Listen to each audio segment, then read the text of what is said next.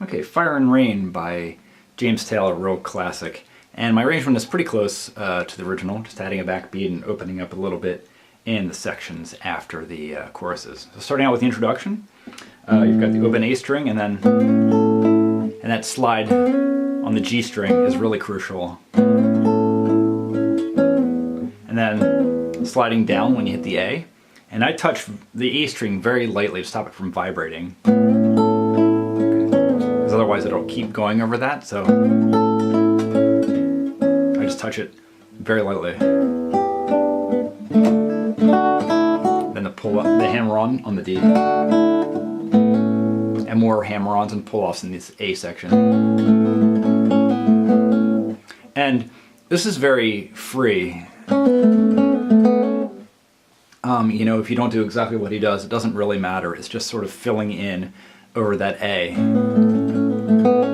Over that A note. So you can do what you can, basically just going between that A add 9 and the A major. Then finishing out that intro.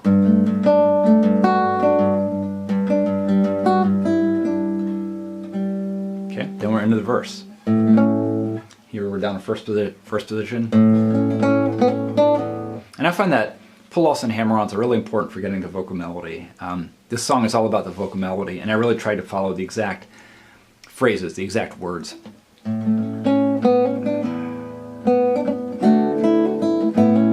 Again, those hammer-ons I think are really nice.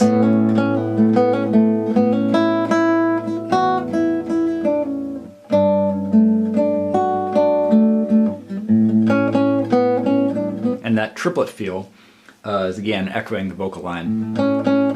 Walked out this morning. Now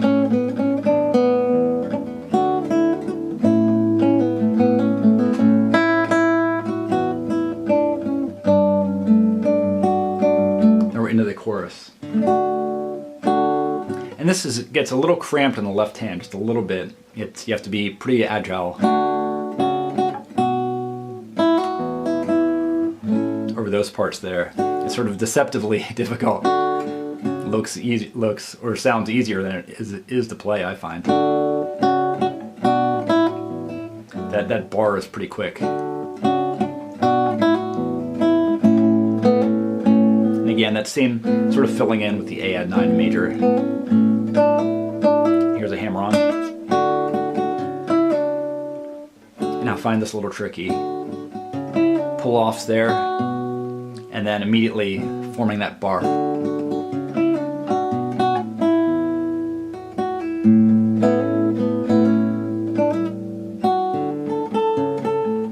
And that's a pretty big stretch there. You can use another finger, but I find this to be the ring, the easiest to walk down to the bar on the B.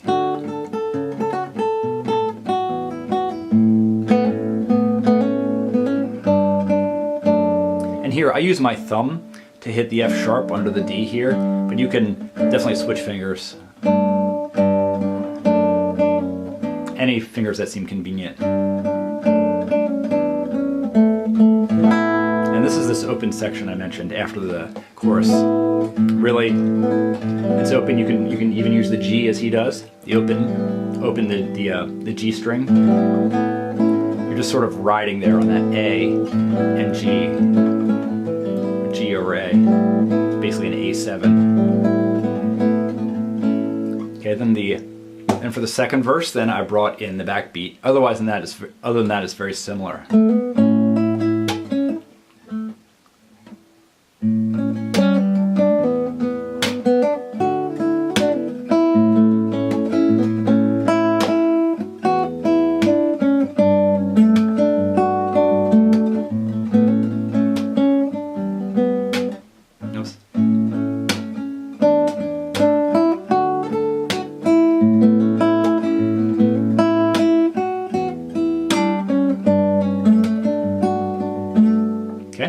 Pretty straightforward. Then back to the second chorus. It's the same, but now with the backbeat. And this is definitely a real challenge because you have the fretted C sharp and you want to hit a beat at the same time. So I basically do a bass slap. That way I can get a percussive hit as well as a tone. And then muscle on the E when we get there, because it's right on the downbeat and you need to hit an E at the same time. I do basically a bass slap very gently.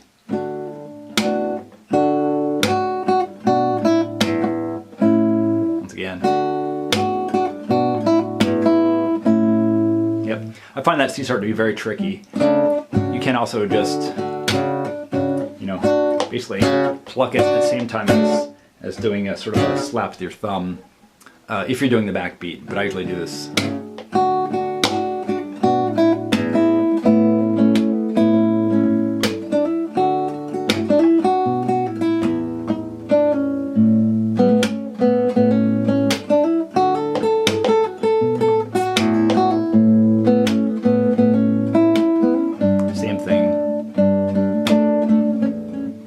Thumb there. You could also do, and the backbeat stops in that section after the chorus. I'm also doing some of these formations. You can really ride it as long as you want in that very open section. Hitting the third verse is an octave up.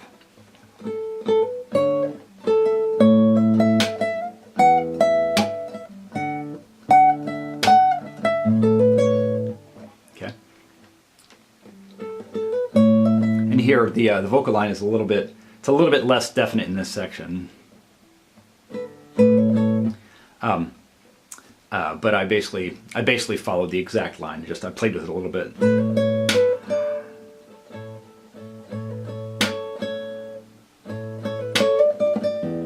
And here I'm going from, because it's an A major,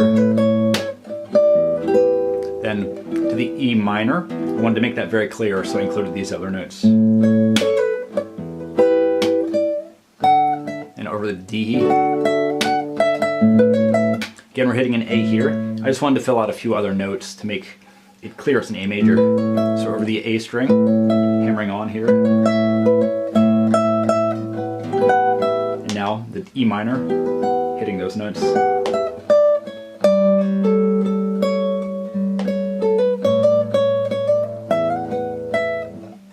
And I'm not bothering to show you the backbeat here, but it's as it was in the first verse.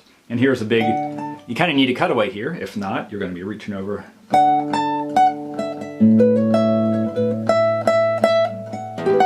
Again, I like hitting those notes there to make it clear it's an E minor. And the chorus, same as the last one.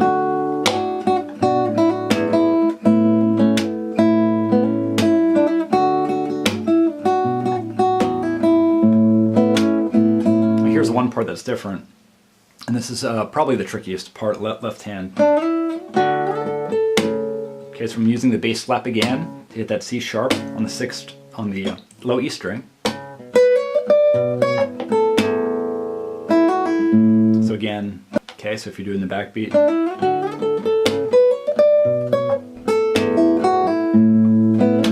Yep, it's a bit of messing around, moving around up there. And just to be able to get the bass note with the beat and get up that high melody. If you're not doing the backbeat, a little bit easier, but you're still moving around a lot.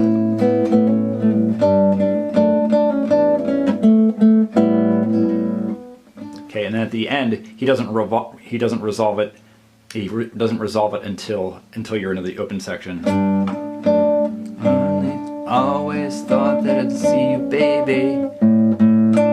Time again. You're in the open section, and here I really played around with it. Just kind of riding over these chord inversions, and then throwing in some of the melody that he kind of spins out. I brought in the backbeat.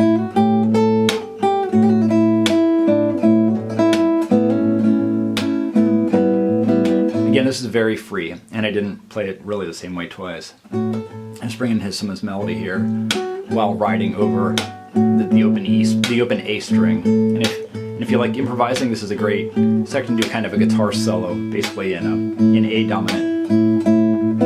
And at the end, I just form the same chords as in the introduction over the open A string, hammered on that A to end it. All right, as always, let me know any questions you might have. Thanks so much for watching.